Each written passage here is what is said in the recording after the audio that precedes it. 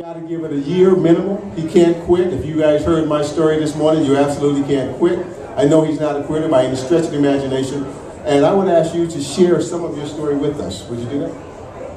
Thank you, Gary. Thank you. And if you know me, you know that my mantra is winners never quit because quitters never win. So I told Gary that that's not an issue. However, let me do this first of all. Would you give Mr. Gary Cross a hand for the great job that he has done the last 2.5 years? Without your leadership, we would not be here today. And let's give another hand to Kim, because, you know, among the thorns, there always has to be a rose. And she has been the rose that has kept us together all this while. So give her a hand.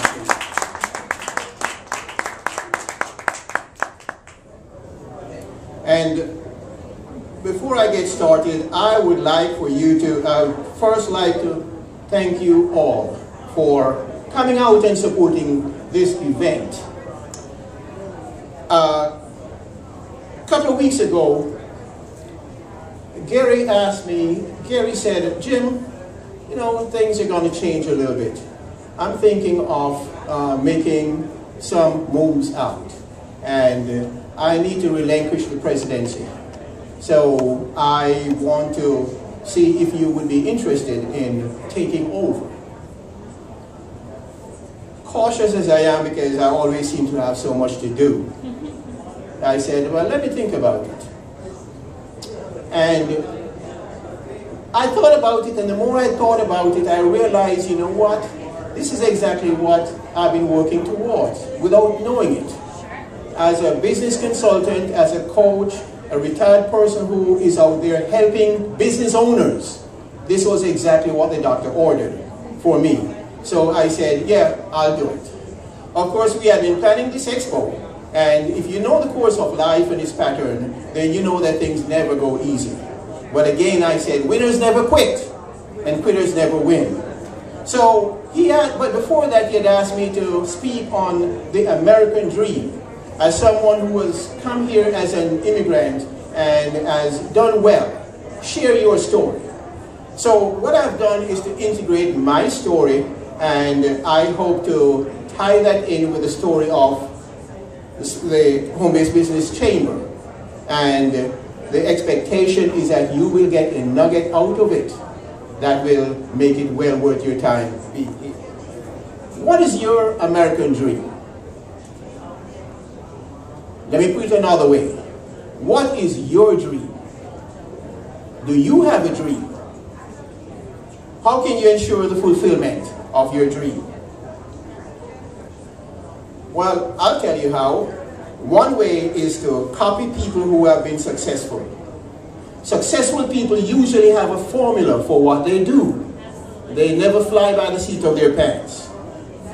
So I'm going to share with you a 5-point formula that is of common traits that connects successful people. So get your notepads out and take some notes, because that's a great way to retain things.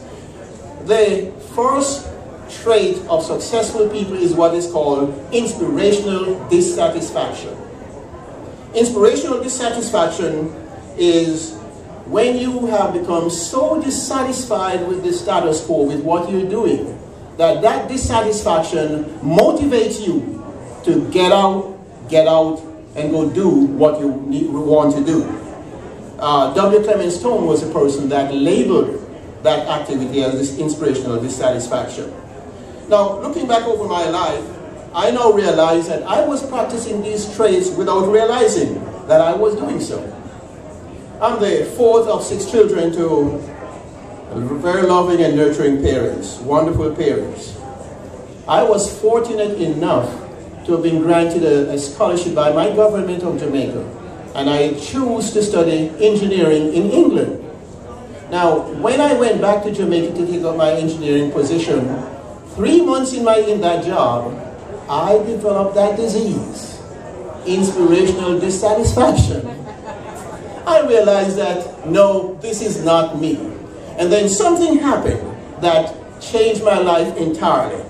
I was working on a building. I was about 100 feet up in the air.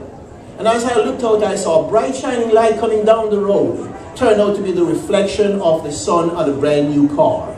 That car came and it parked right in front of the building where I was working on. And out stepped a young man dressed like I was, real sharp, looking and walking erect.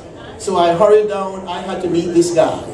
I peppered him with questions. I wanted to know how come he's my age and driving a car like that, looking so successful, and here I am dissatisfied. It turned out that that was my introduction to entrepreneurship. He was a salesperson and an entrepreneurial young man. He was in sales. He was literally his own boss, and he was able to write his own paycheck based on his performance. I said to myself, that's what I want to do. So my next defining moment occurred less than a month later. And that next defining moment is what is demonstrated by the second trait of successful people: commitment. Making a commitment. You see, I was passed over for promotion in favor of a young man who never even went to college. His claim to fame was simply that his father and the boss were best friends. So naturally he got the job. I didn't. You know, that incident left me puzzled. I was confused, I was frustrated. I needed some time to think. And I did take some time to think. And I decided that I'm leaving that job. And now a picture of this young man was emblazoned on my mind. So I decided to head for the big city of Kingston, Jamaica, and pursue my dream. Why? Because during that time I was thinking I had formulated a vision. Vision is a third trait of successful people. So with a few dollars in my pocket and an old car which barely got me there, I set out for Kingston. But I was driven.